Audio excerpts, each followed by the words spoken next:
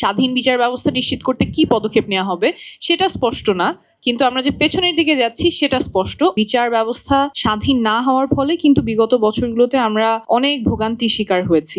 রাজনৈতিক হস্তক্ষেপের কারণে বারবার বিচার ব্যবস্থাটা বিরোধী পক্ষ দমনের হাতিয়ার হিসেবে ব্যবহৃত হয়েছে। এবার যখন সুপ্রিম জুডিশিয়াল অ্যাপয়েন্টমেন্ট কাউন্সিল করার উদ্যোগটা নেওয়া হয়েছে, সেটা বিচার ব্যবস্থাকে স্বাধীনভাবে কাজ করার জন্য একটা উদ্যোগ, যাতে করে রাজনৈতিক হস্তক্ষেপ এর বাইরে থেকে বিচার ব্যবস্থা স্বাধীনভাবে কাজ করতে পারে। এই অধ্যাদেশ যখন অনুমোদন না করা হবে, তখন আবারও আমরা সেই পুরনো ব্যবস্থাতেই ফিরে যাচ্ছি, যেখানে বিচার ব্যবস্থা স্বাধীন থাকছে না, এখানে রাজনৈতিক হস্তক্ষেপের সুযোগ থাকছে, এবং সেখানে বিচার বিভাগের নিয়োগগুলো তখন আর যোগ্যতা বা মেধার ভিত্তিতে হবে না, তখন সেটা কে দলের প্রতি বা সরকার পক্ষের প্রতি কতখানি অনুগত আছেন সেই ভিত্তিতেই হয়তো নিয়োগগুলো হবে। সরকার বলতে চাচ্ছেন যে এটা আরো শক্তিশালী আইন দ্বারা প্রতিস্থাপিত হবে। তো সেই শক্তিশালী আইন দ্বারা প্রতিস্থাপিত হওয়ার আগ পর্যন্ত তাহলে কি আমরা সেই পুরনো ব্যবস্থাতেই থাকবো, যেখানে বিচার ব্যবস্থা স্বাধীন থাকে না, বরঞ্চ রাজনৈতিক হস্তক্ষেপের প্রতি অনুকূল থাকে এবং রাজনৈতিক হস্তক্ষেপের মাধ্যমে একটা দমন পীড়নের হাতিয়ার হয়ে ওঠে? গুম প্রতিরোধ নিয়ে যে অধ্যাদেশ, এখানেও সরকার বলতে চাচ্ছেন যে গুম প্রতিরোধ অধ্যাদেশে যেই ক্লজটা আছে যে আইন শৃঙ্খলা বাহিনী তাদের বিরুদ্ধে যদি কোনো তদন্ত করতে হয় বা গ্রেপ্তার করতে হয়, তাহলে সরকারের পূর্বানুমতি লাগবে।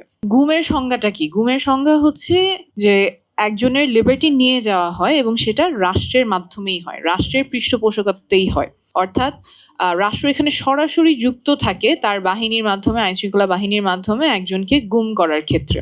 যিনি গুমের শিকার হবেন, এই গুমের ঘটনা তদন্ত করার জন্য যদি সরকারেরই কাছ থেকে অনুমতি নিতে হয়, তাহলে কি আদৌ কখনো এটার বিচার হবে? সোজা বাংলায় বলতে গেলে এটা এমন যে কেউ একজন চুরি করলো, চুরি করার পরে সেই চোরকে ধরতে গেলে পুলিশ প্রথমে চোরের সর্দারের কাছ থেকে অনুমতি নিতে হবে, তার আগ পর্যন্ত এটার তদন্ত করা যাবে না বা গ্রেপ্তার করা যাবে না। তাহলে তো সে কোনোদিন বিচার পাবে না। এবং এই যে এই মারপ্যাচের কারণে কিন্তু বিগত বছরগুলোতে গুমের শিকার যে পরিবারগুলো, তারা বিচার পাননি। স্বাধীন বিচার ব্যবস্থার কথা বলছি, গুম প্রতিরোধের কথা বলছি, এবং সেখানে কিছু ইউজফুল ইনস্ট্রুমেন্টস, কিছু ইউজফুল টুলস আমাদের সামনে আছে, কিন্তু মনে হচ্ছে আমরা পেছনের দিকে যাচ্ছি, পুরোনো ব্যবস্থার দিকে যাচ্ছি, যেখানে আসলে এগুলো প্রতিকারের এফেক্টিভ টুলস এবং যেই ব্যবস্থাগুলো বা মেকানিজমগুলো আমাদের সামনে থাকার কথা, এগুলোকে আরো মজবুত করার কথা, আরো স্ট্রেনথেন করার কথা, এবং যাতে এগুলো সঠিকভাবে বাস্তবায়ন হয়, মানুষের অধিকারগুলো সংরক্ষণে যাতে এই টুলসগুলো আমরা ভালোভাবে ব্যবহার করতে পারি, সেই রাস্তায় না হেঁটে আমরা পেছনের দিকে যাচ্ছি।